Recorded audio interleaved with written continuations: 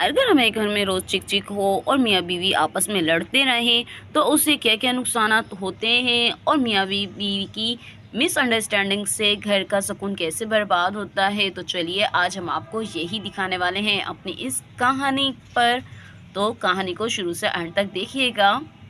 अरे मम्मा बहुत तेज़ भूख लग रही है, खाना कब देंगी? मुझे तो बहुत तेज़ भूख लग रही है। अरे सपना सब्र करो, तुम्हारे पापा तो आ जाएं। मैं भी तुम्हारे पापा का ही इंतज़ार कर रही हूँ। पता नहीं कहाँ रुक गए, इतनी देर तो नहीं लगाते। अरे रानी, तुमने कॉल की थी ना तुम्हारे भैया को, क्या हुआ? क्या कह रहे थे वो? कब तक आ जाएंगे? बच्चों को भी भूख लग रही है। अरे भाभी, भैया तो कह रहे थे कि बस मैं थोड़ी सी देर में आने ही वाला हूँ, लेकिन अब तक तो उन्हें पहुँच जाना चाहिए था। और इतने में जिंदू भी आ जाता है।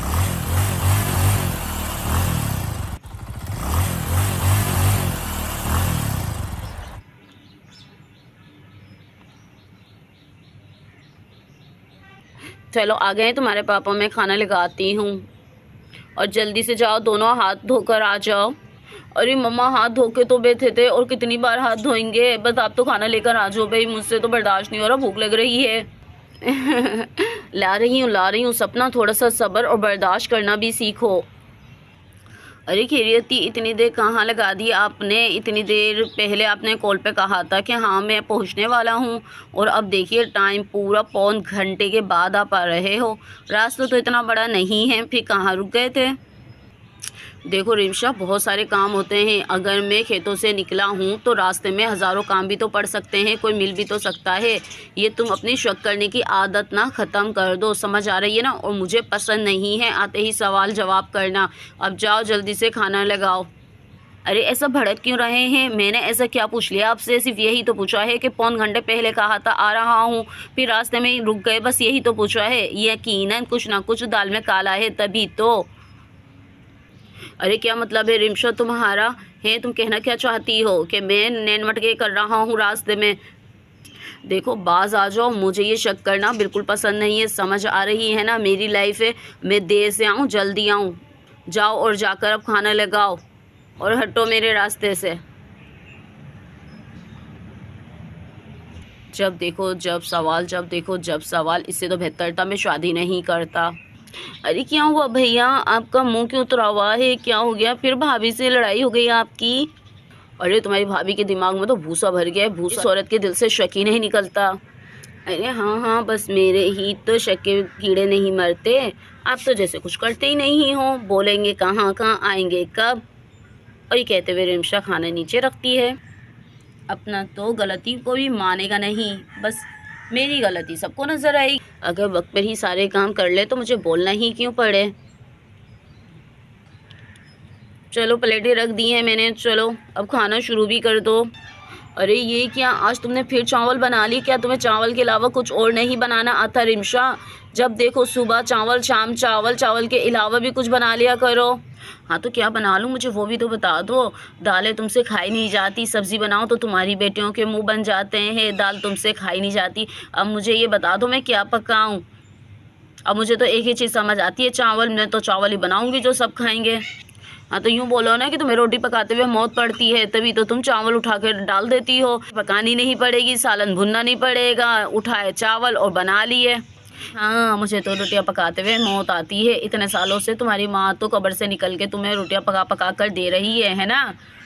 अरे तो इतने पैसे मुझे रोज़ दे दिया करो, रोज़ाना मुर्ग मुसल्लम बना दूंगी तुम्हारे लिए, मेरा क्या जाता है? इतना खर्चा तो दो पहले मुझे।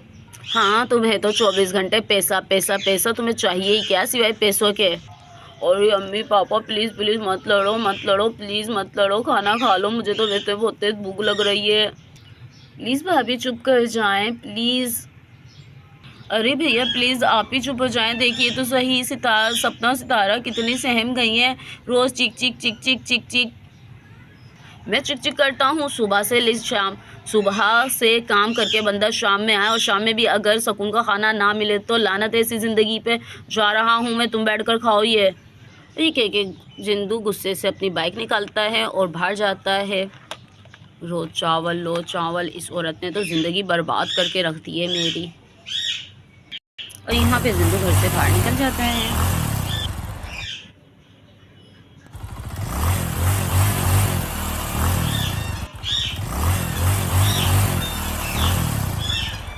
अरे देखा रानी, तुमने देखा अपने भैया के कारनामे, ये हरकतें हैं आजकल इनकी घर में।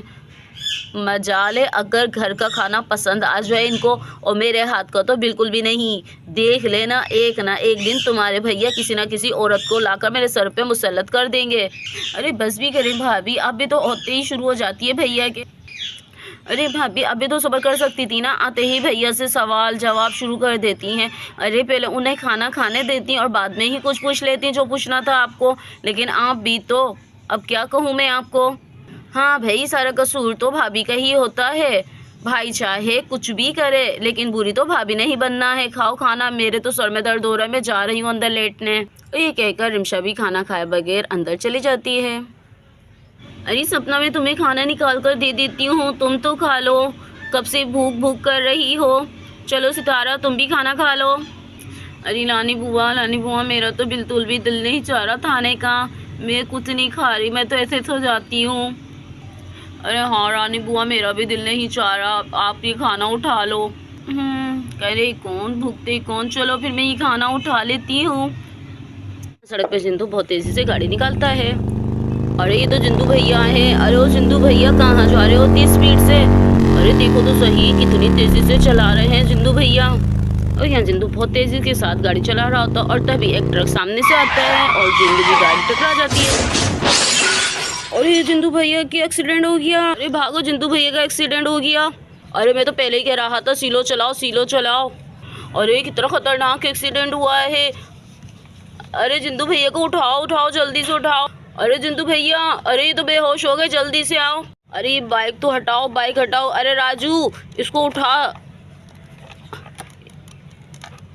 अरे चलो जिंदू भैया को उठाओ, इनको, ये तो बेहोश हो गए हैं। और यहाँ पे समीर और राजू उठाता है और यहाँ पे राजू और समीर दोनों गाड़ी में बिठा के हॉस्पिटल लेकर जाते हैं।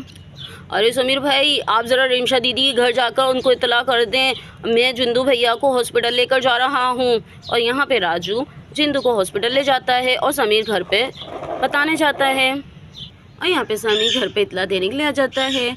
अरे रिमशा भाभी, अरे ओ रिमशा भाभी, अरे रिमशा भाभी कहाँ है? और समीर अंदर जाता है। अरे रानी वो कहाँ है? रिमशा भाभी को बुलाओ प्लीज़, और घर में कोई भी नहीं है।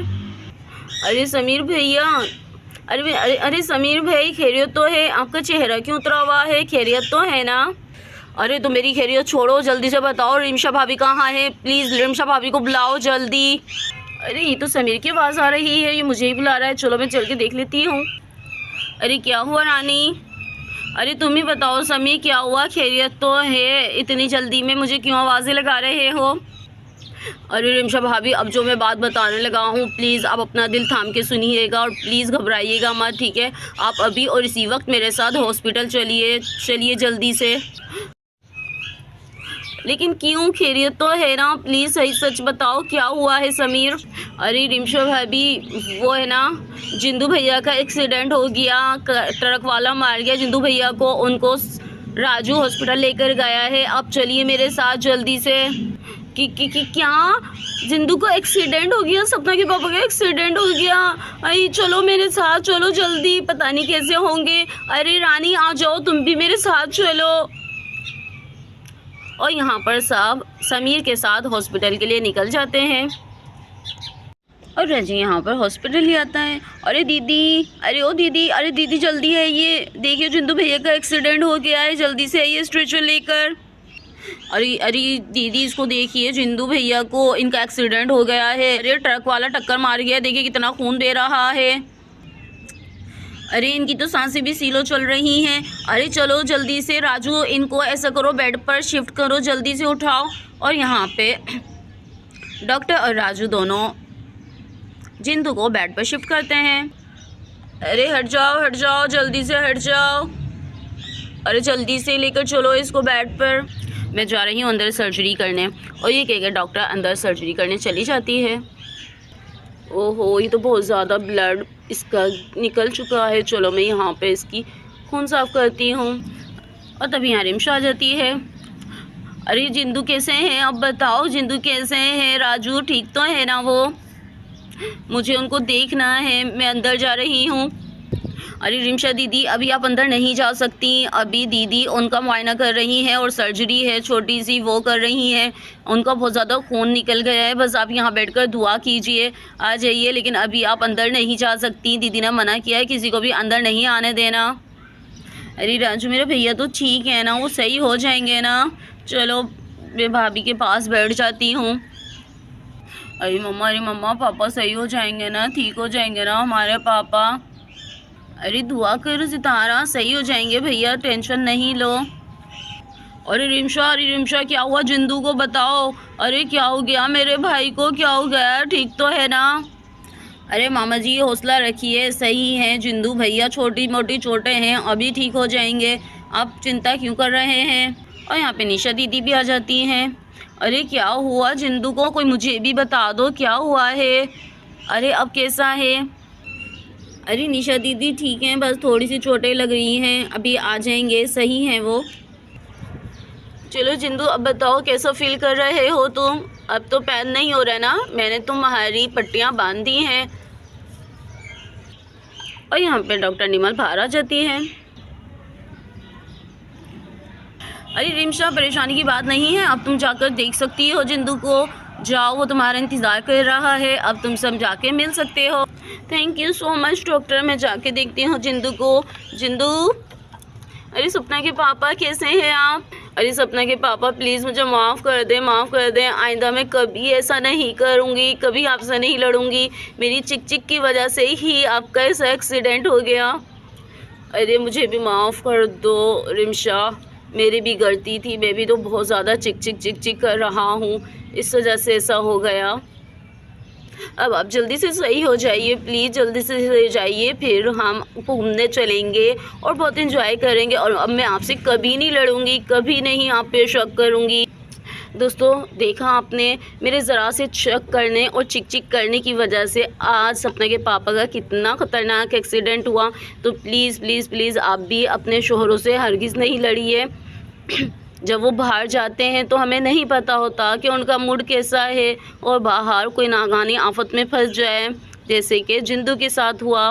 तो कैसी लगी आपको आज की कहानी, पसंद आए तो लाइक एंड सब्सक्राइब ज़रूर कीजिएगा। और हाँ, अपने शोहरों पर एतमाद कीजिए, और शोहरों को भी चाहिए कि बीवी पे एतमाद करें, तभी तो घर जन्नत बनेगा।